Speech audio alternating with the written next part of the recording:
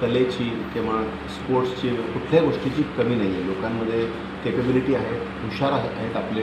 जिथे जिथे संधी भेटली भारतीयांना तिथे तिथे लोकांनी एक्सेल केले आहे. आपण हे खूप उदाहरण बघितले. भारतातले लोक इथं करू नाही शकत, ते जाऊन अमेरिकेत जाऊन करतात का? तो एक सिस्टम आहे, प्रोसेस आहे, जी जेव्हा फॉलो नाही होत तेव्हा लोक संधी घेण्यासाठी देशाच्या बाहेर जातात. पण हेच संधी जरी आपण आपल्या देशामध्ये क्रिएट केली आणि ते सिस्टम्स आणि प्रोसेसेस देशात आणले तर माझा विश्वास आहे की आपण देशासाठी मेडल इथं राहून मुलांना देशासाठीच प्रतिनिधित्व करून मेडल जिंकू शकतो. पण ते करण्यासाठी आपल्या अप्रोचमध्ये, आपल्या थिंकिंगमध्ये काही बदल आणले पाहिजे. त्याच्यामध्ये जे मी माझ्या पहिल्या ॲड्रेसमध्ये महासंघाच्या स्टाफ मेंबर्सला जे सांगितलं की आपण जे काय ॲक्शन आजच्या नंतर करू त्याच्यामध्ये ॲथलीट फर्स्ट हा आपला हेतू असला पाहिजे. म्हणजे जो ॲथलीट आहे आपला, जो आपला सायकलिस्ट आहे, सायकलपटू आहे, तो आपल्या केंद्रस्थानी असला पाहिजे. हे आमचं पहिलं धोरण मी टीमला सांगितलं आहे.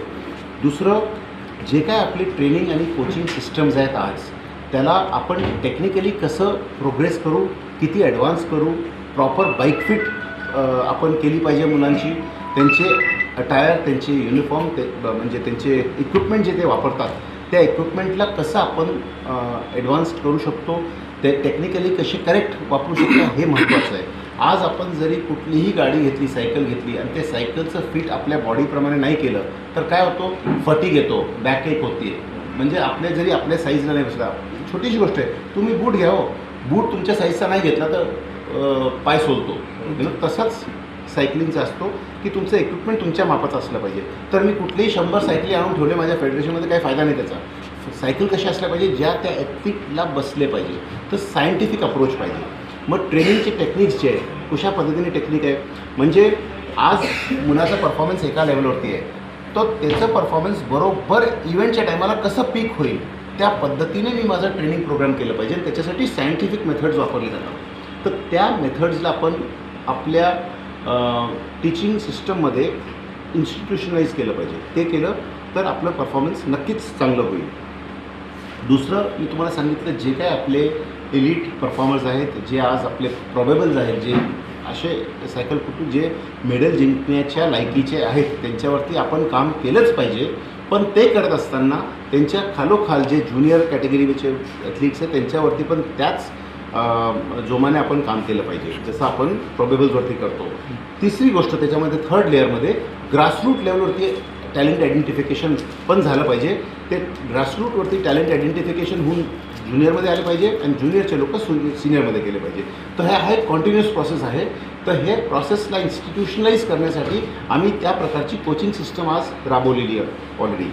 त्याच्या व्यतिरिक्त जे काही आपले ॲडमिनिस्ट्रेशन आहे, जे फेडरेशनचं ॲडमिनिस्ट्रेशन आहे, ते सायकलिंगचं तुम्ही बघितलं तर खूप चांगलं प्रोफेशनल पद्धतीने आजच्या तारखेला फेडरेशनचं ॲडमिनिस्ट्रेशन आहे.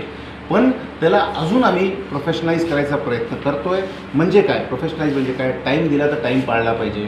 मीटिंग किती वाजता स्टार्ट होते, मीटिंग कधी संपते, मीटिंगचा आउटकम काय होतो, त्या मीटिंगमध्ये आपण जे काही चर्चा केली त्याच्यातनं साध्य काय झालं, हे सगळ्या गोष्टीवरती आपलं, जसं आपण एका प्रोफेशनल एन्व्हायरमेंटमध्ये राहतो तसे ते पद्धतीने आपण इथे पण काम केलं पाहिजे.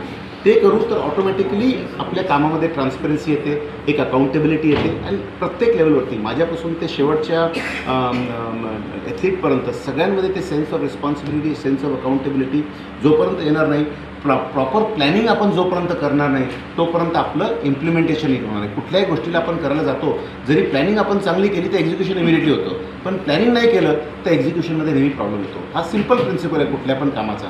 ते केलं तर त्याच्यावरती परफॉर्मन्सवरती खूप फरक पडेल असं आमचं. दुसरं, 1 टीम 1 मिशन, हे मी सगळ्यांना सांगितलेलं आहे की आपण सगळे एक टीम आहोत. हे कुणाचं एकाचं काम नाही, माझं काम नाही, ह्यांचं काम नाही आहे, का कुठल्याही टीम मेंबरचं काम नाही. हे काम आमच्या सगळ्यांचं आहे, आपल्या सगळ्यांचं आहे.